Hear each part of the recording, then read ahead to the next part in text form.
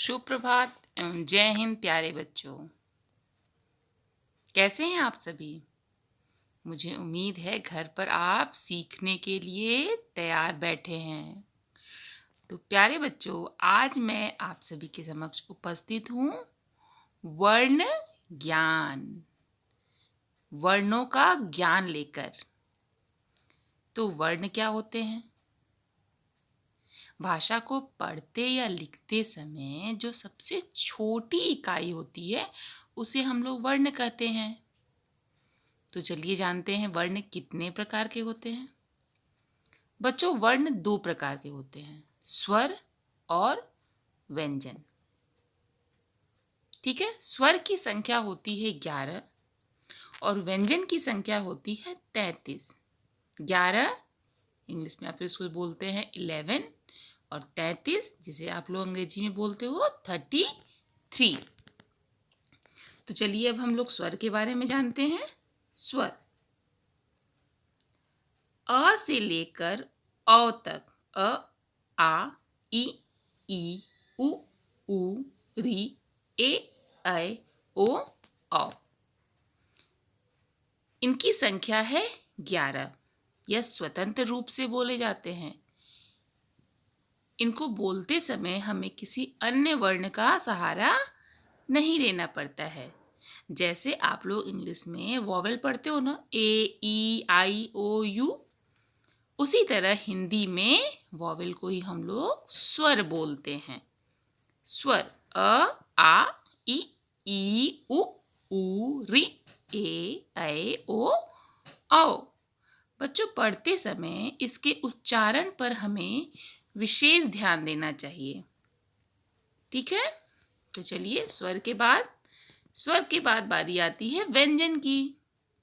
व्यंजन की संख्या कितनी है? 33, जिसे आप लोग अंग्रेजी में बोलते हो 33। तो बच्चों,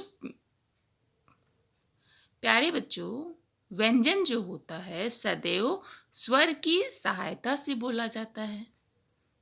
स्वर का उच्चारण हम स्वतंत्र रूप से करते हैं, उसमें किसी अन्य वर्ण की सहायता नहीं लेते हैं। लेकिन व्यंजन को बोलते समय हमें स्वर की सहायता लेनी पड़ती है।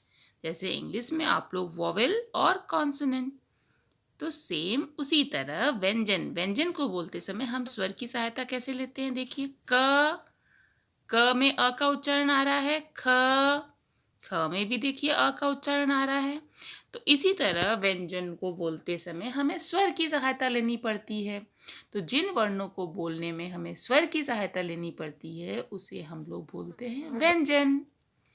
तो क, ख, ग, घ, अंग, च, छ, ज, झ, य, ट, ठ, ड, ढ, अण,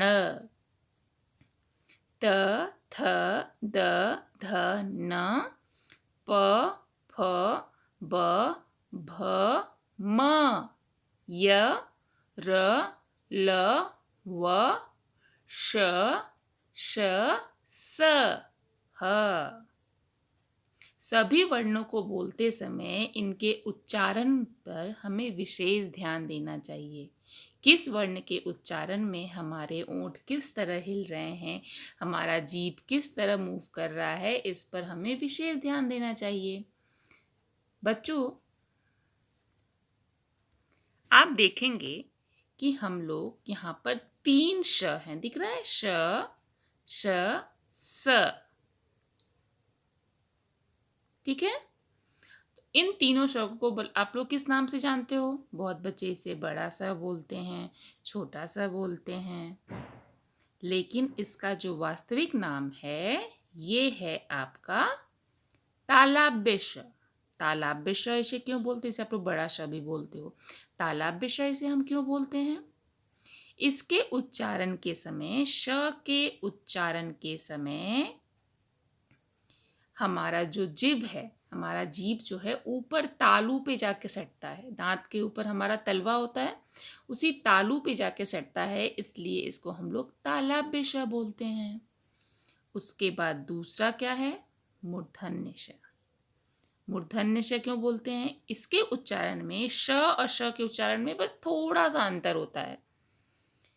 अब देखिए कैसे। श जीभ जो है ऊपर ले जाके तालू पे टच करेंगे, और मूर्धन्य श बोलते समय हम लोग एकदम तालू पे जाके इसका टच नहीं करेंगे, हल्का सा जीभ मोड़ के इसका उच्चारण करेंगे, जैसे श श। और तीसरा है स, इसे हम लोग बोलते हैं दंत स, जिसे छोटा सा भी आप बोलते हो। ठीक, तो कैसे? स, जब दोनों दांत एक दूसरे से टच करके बोलेंगे, जब दोनों दांत एक दूसरे से स्पर्श में आएगा, टच में आता है, और जब श का उच्चारण होता है उसे हम लोग बोलते हैं दंत स। दांतों को टच करके बोल रहे हैं ना, स।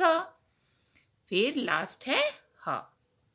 ठीक, चलिए, तो इस तरह आपने व्यंजन भी पढ़ लिया। व्यंजन की संख्या कितनी है? 33, क से लेकर ह तक। अब बारी आती है संयुक्त व्यंजन की। अब आप सोचोगे कि संयुक्त व्यंजन क्या है?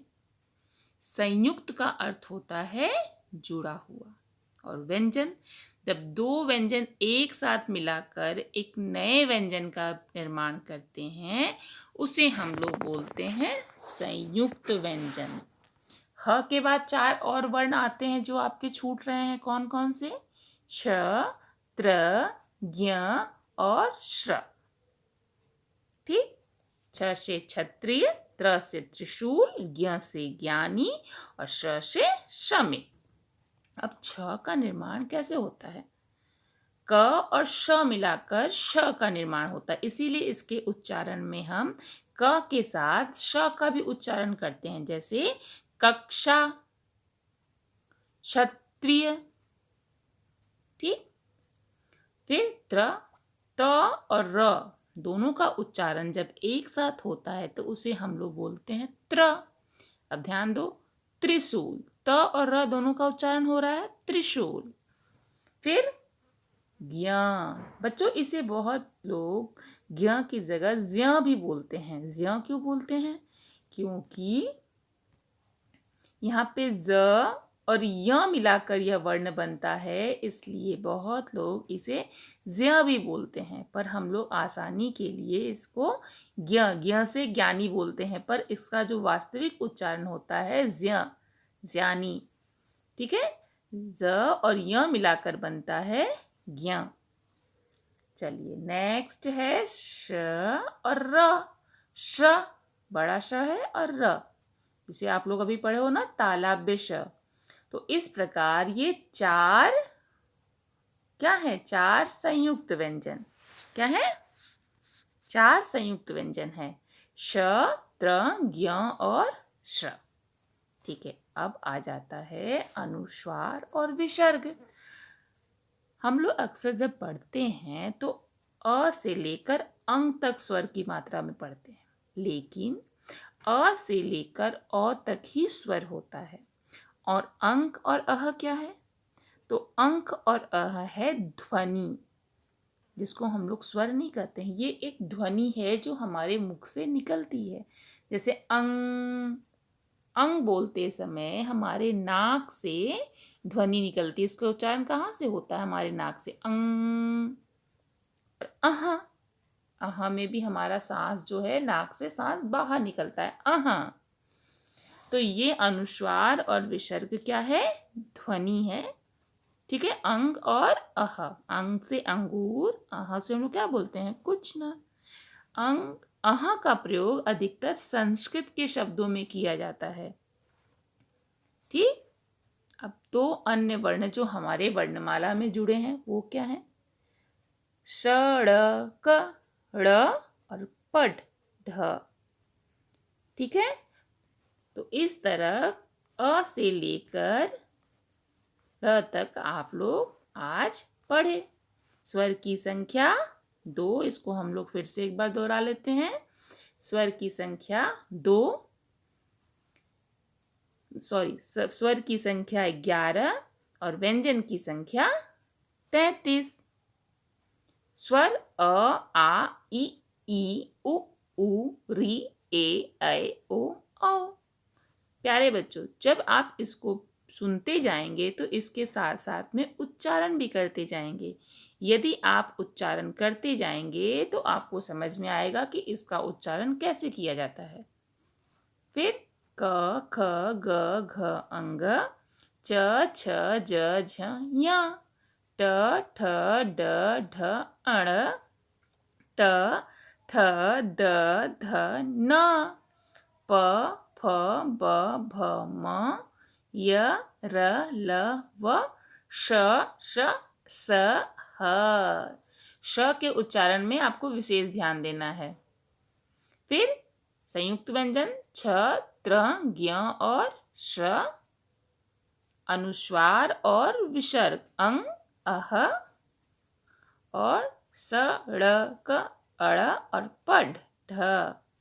तो इस तरह आज हम लोगों ने सीखा वर्ण ज्ञान। अगली कक्षा में हम स्वर से संबंधित मात्राओं के बारे में आपको बताएंगे। तो बाय बाय बच्चों, अपना ध्यान रखिएगा।